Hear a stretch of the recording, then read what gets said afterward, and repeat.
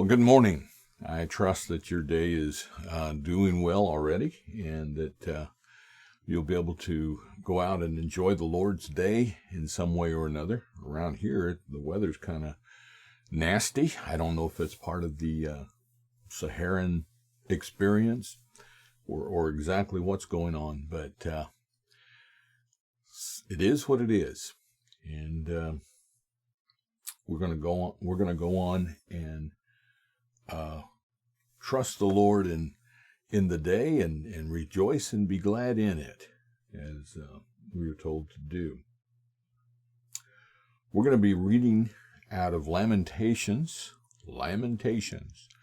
chapter 3, and verses 15 through 20, and considering peace. What is peace? You know, it's something we need. One person defined peace this way. It's that brief, glorious moment in history when everyone stands around reloading. And I think Bugs in Yosemite Sam gives us a pretty good picture of that, don't you? But I mean, it is amazing how often in our history, and I don't have the exact statistics here, I mean, it's like 480 years of peace in all of recorded history. It's not a very good track record, is it? But there's a reason for that. Have you ever heard of Tracy Leopard?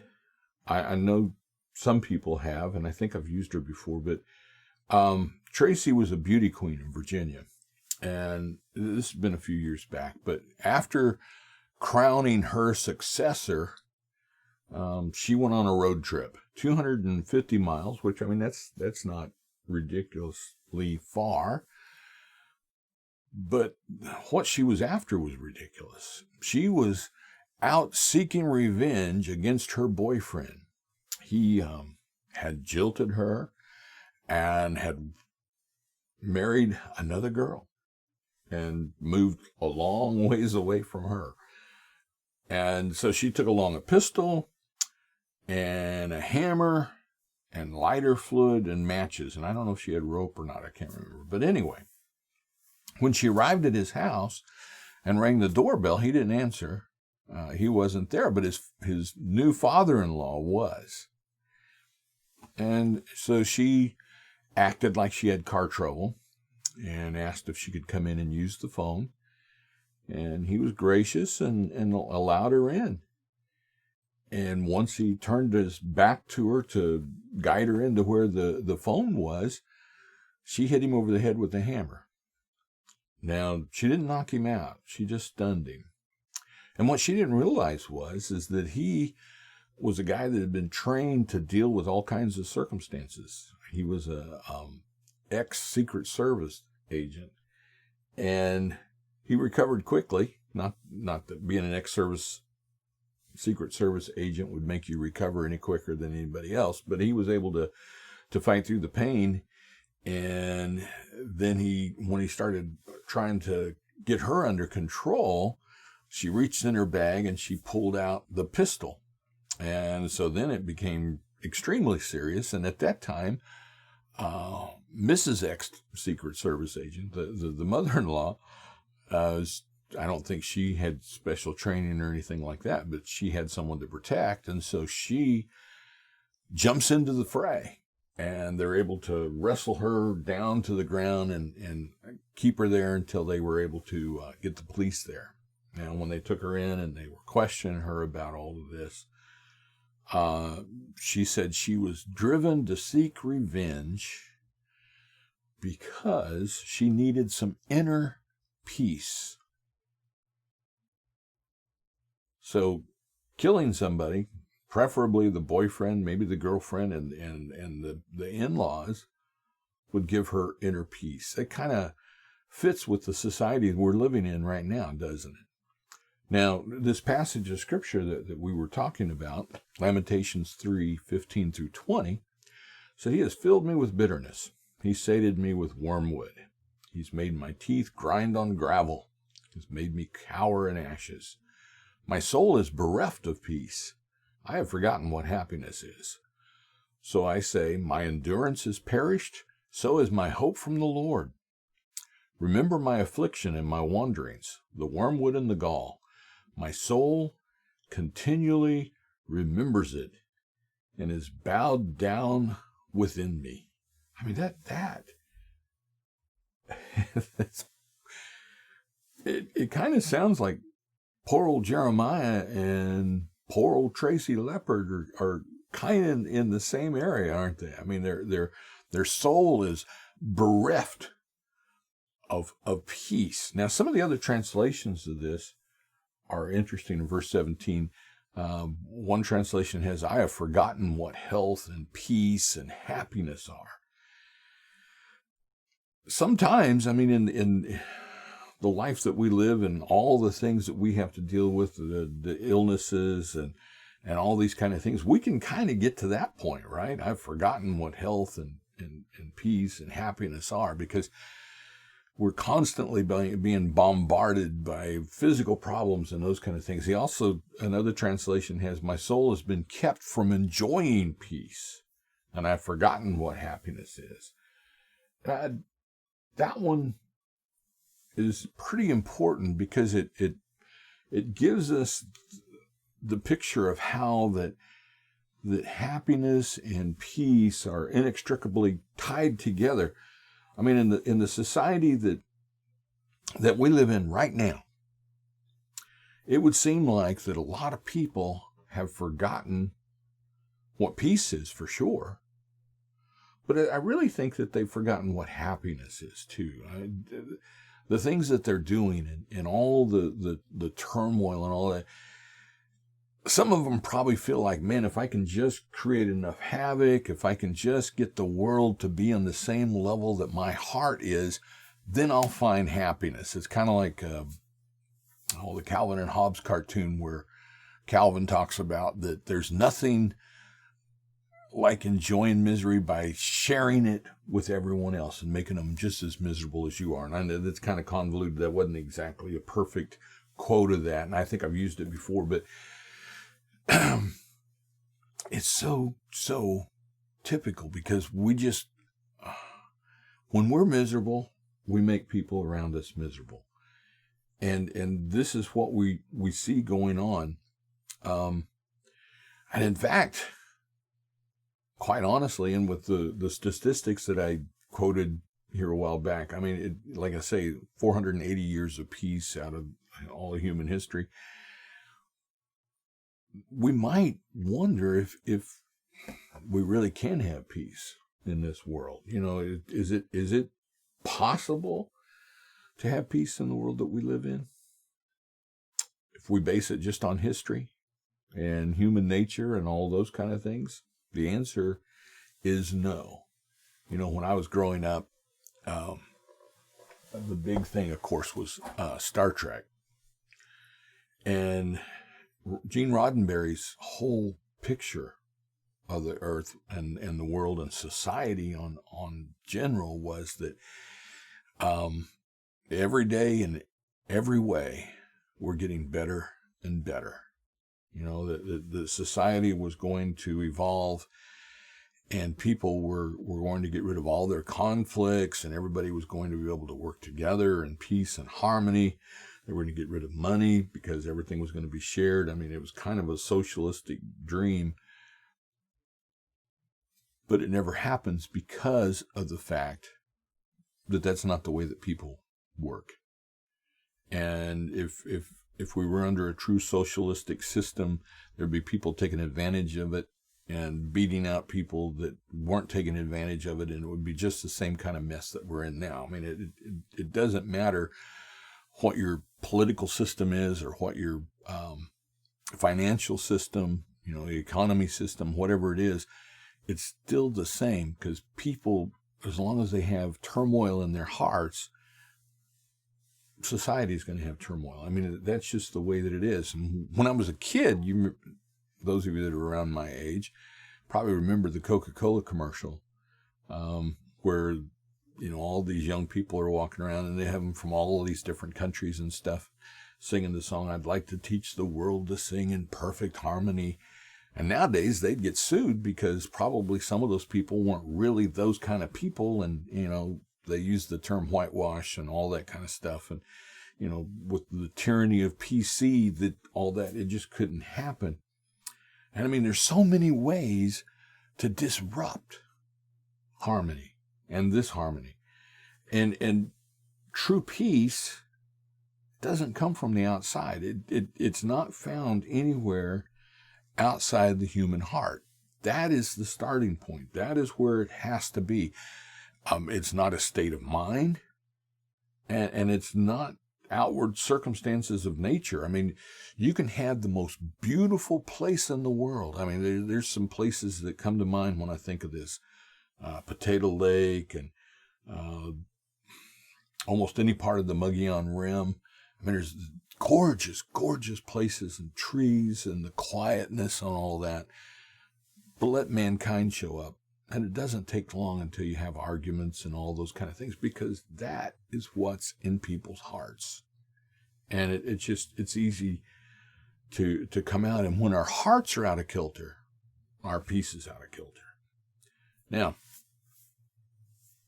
going back to Jeremiah's lament.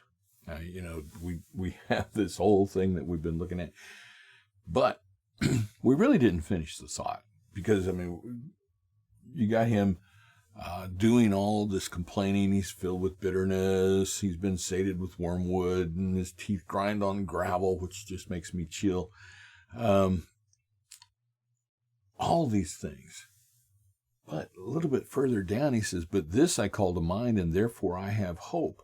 The steadfast love of the Lord never ceases. His mercies never come to an end. They're new every morning. Great is your faithfulness." Of course, anytime I think of that, of course, there's the old hymn, "Great is thy faithfulness." Yeah. But anyway, "The Lord is my portion," says my soul. "Therefore I will hope in him." I mean, that's fantastic, isn't it? And quite honestly, this is where we have to get if we're going to have peace in our time, as Neville Chamberlain said years ago. Now, in Philippians, we read something written by someone else that suffered a lot for the Lord. And in Philippians chapter 4, Paul writing says, "Rejoice in the Lord always. Again, I say, rejoice." And sometimes in the circumstances that we're in, it'd be easy for us to say, "What about, Paul? I mean, what do I have to rejoice about? What is it that I am having a rotten day." Now, you know how to tell when you're having a rotten day, right? There's a list. You wake up face down on the pavement. You see the 60 Minutes news team waiting at your office. Your birthday cake collapses from the weight of the candles. That could be a bad day, but it also could be a good day because you lived that long. You turn on the news and they're showing emergency routes out of the city. That one could be very bad. Your twin sister forgot your birthday. You wake up to the soothing sound of running water, and then remember that you bought a waterbed yesterday. Your car horn goes off accidentally, remains stuck as you follow a group of Hell's Angels on the freeway. Your boss tells you not to bother to take off your coat. The birds singing outside your window are buzzards. You wake up and your braces are locked together. Your income tax check bounces. With our government, you never know. You put both contact lenses in the same eye. Or your pet rock snaps at you. You know you're going to have a bad day. But Paul, he's not taking all these things into consideration because, a lot of them are hypothetical, and some of them would have never been in his day. But he doesn't say just rejoice. Yeah, it says rejoice, but that's not all. He says that we're to rejoice always. There's another translation of this, and I like it as well. It says, may you always be joyful in your union with the Lord. I say it again, rejoice. Notice that. May you always be joyful in your union with the Lord. And that really is the secret to all of this. I mean, the key point is that our rejoicing, it's not in circumstances. It's not on what's going around or going on around us, but it's the relationship that we have with Jesus Christ. Now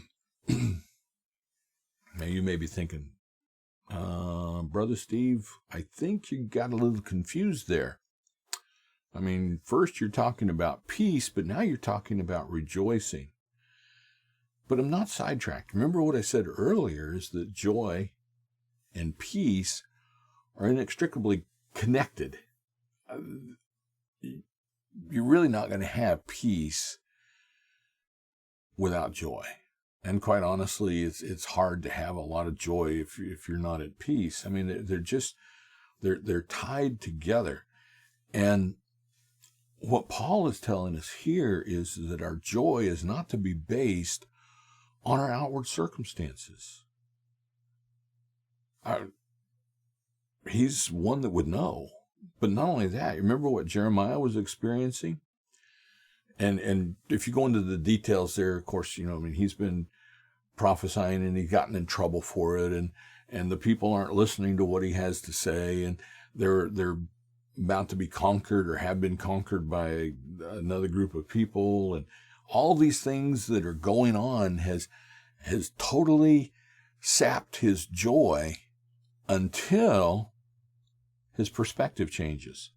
It's like Psalm 37. And there's different places in the Scripture that talk about this, but the key in all of this, and the key to our joy, and the key to our peace, is the relationship that we have with Jesus Christ. And when you look at all the disharmony that's found in the world today, well, it boils down to one thing, and that's selfishness. Because, what Paul says is that in all the circumstances that we deal with and all the things that we have to face, that we have an escape route. And, over in Philippians 4:6, he says, do not be anxious about anything, but in everything by prayer and supplication with thanksgiving, let your requests be made known to God. But I like the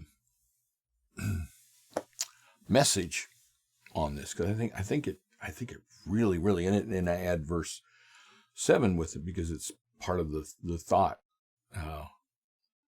unit here. But it says, don't fret or worry.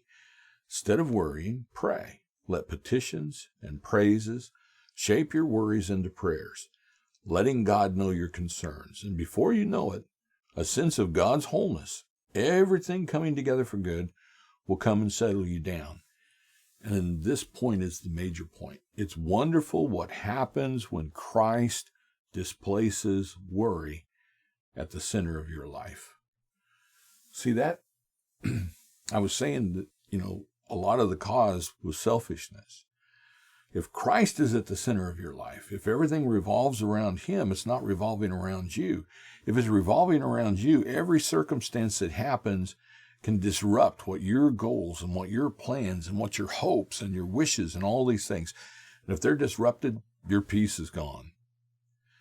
But if Christ is the center, then no matter what goes on around you, you can still have peace. So the key is the relationship with Jesus Christ. But people out in the world, it's, I'm going to have my way regardless. And that doesn't bring peace.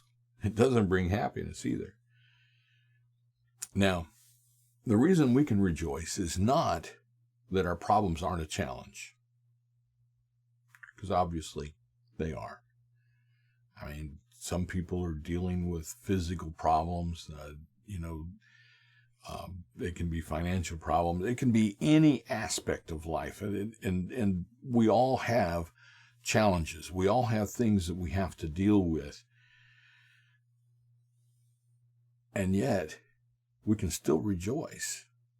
And the reason is because He is with us. And He's told us, I will never leave you nor forsake you. I'll be with you through every circumstance.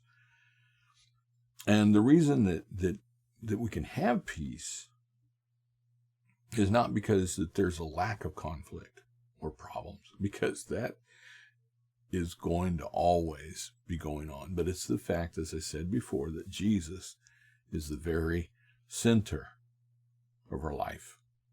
He displaces worry. He displaces turmoil when He is the center of our life. I mean, it's easy to get discouraged about circumstances. I know some people are dealing with tremendously unpleasant things. But sometimes, too, the mountains that we face are really molehills. But it's our perspective. And we can get to feeling like Jeremiah. Every time is it this one? Yes. Lamentations 3:16. He has made my teeth grind on gravel. Doesn't that sound almost like fingers on chalkboard? Or maybe worse. Have you ever chewed aluminum foil when you have fillings in your teeth? Grinding on gravel. I mean, that just, And I think that, Jeremiah is looking at all these things that he's dealing with, and it's just like, oh man, it's almost more than I can handle, the circumstances that we're dealing with. And Paul, he's had to deal with all kinds of stuff, and he knows that life is not static. He knows that there's always going to be new circumstances that will try to undermine our peace. And so not only has he told us in verses 6 and 7 how we're supposed to deal with each circumstance that comes our way, but then to help to reinforce the peace, to help us to maintain the peace, in verse 8, he says, finally, brothers, whatsoever is true, whatsoever is honorable, whatever is just, whatever is pure, whatever is lovely, whatever is commendable, if there's any excellence, if there's anything worthy of praise, think about these things. And the whole picture that he gives us, he goes on in verse 9 and says, put in practice what you've learned. That's taking every care, every concern, allowing these things to shape our prayers, putting that in the Lord's hands, and then constantly thinking on the right things, on the good things. It's the same thing that Jeremiah, the conclusion that he comes to in chapter 3 and verse 21. The reason I can still find hope is that I keep this one thing in mind. And the idea here is this focus is what maintains his peace, even though all the circumstances would put his teeth on edge or make him chew gravel. But he's focusing on the Lord, and great is thy faithfulness. And if we focus or concentrate on the wrong things, if we're dwelling on those things, we're going to destroy our joy, our peace. It's like if you spend too much time reading stuff on Facebook and all the rants and all those things, it'll destroy your peace. It really will. That's not where our focus is supposed to be. And the term that Paul uses, the whatever, that he's used here, actually is in plural. And so it's the whatevers. In fact, if I could do a whole sermon series on this called The Whatevers of the Peaceful Mind. I'll have to try to remember that and maybe come back to this at another time. Definitely not going to be able to go into any depth here on all these things. But what he's telling us is that there's more than one thing for each category. And so if we want to maintain our peace, if we're wanting, because this is going to be that guards our peace. This is the thing that helps us to maintain our peace. And he says the whatever's what we're supposed to be basing everything on is on whatever is true. And the word there means genuine or real. I was looking at shoes the other day, and there was this one that had genuine imitation leather. And we live in a time when there's a lot of genuine imitation stuff. Even some of our politicians are genuine imitations. I mean, it's just, there's a lot of things that are fake, and we can dwell on those things, and all it does is raise our blood pressure. But if we dwell on the things that are true, if we dwell on the things that are genuine, it helps us to have peace. Also, we're to dwell on, we're to think on whatever it is that's noble. And the word there means honorable or morally attractive. And we got to keep our focus on those things as well. Whatsoever things are just or right. And it's talking about righteousness toward God and righteousness toward man. But it's the fact that there's a lot of people, there's a lot of things being said about injustice in our day. And that's one of the big cries. And we can focus on the injustice, whether, whatever the circumstances might be. And that doesn't do a thing for our peace. But if we dwell on the justice, on the right things, the noble things, and our righteousness toward God, man, that also can maintain peace. He also says we're to dwell on the things that are pure. And it's talking, of course, about the moral character of a person's life. Don't always be looking for the bad things. In fact, the whole picture is that we're looking for the good. It's not that we're supposed to be Pollyanna or just a power of positive thinking thing, but it's if we keep our mindset in the right spot, we can maintain our peace. Lovely, it's talking about winsomeness. That I read an article the other day that was saying that right now the British tourists are probably some of the most rude and obnoxious ones out there. Used to be the ugly American, but they've outdone us, and the Chinese too. But we're to live in such a way that we draw people, not push them away. He says, look for the things that are of good report. That means high-toned or gracious. And also the things of virtue, the excellence, because we can do a lot of stuff that's good enough, but we want to get beyond that.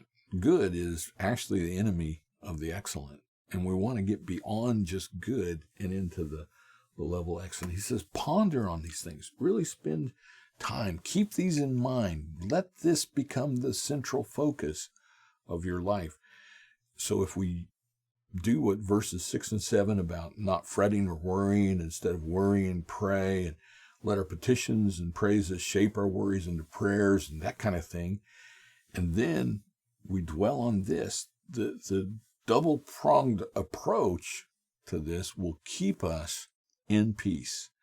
That will keep him in perfect peace, whose mind is stayed on thee. We can have peace even when the world doesn't. We can be at peace when circumstances out around us would say there's no possible way. But it's all because Christ is the center of our life. and our focus is on Him. Well, thank you for being here and staying with me through all of this, I trust, and I hope that it will be a great blessing to you and a benefit to you. And, of course, we'll be having our services this morning, 9:35 for Sunday school, 10:35 for regular service, and then 7:30 for the evening service. So the Lord bless you. Hopefully we will be seeing you soon, and you have a wonderful day.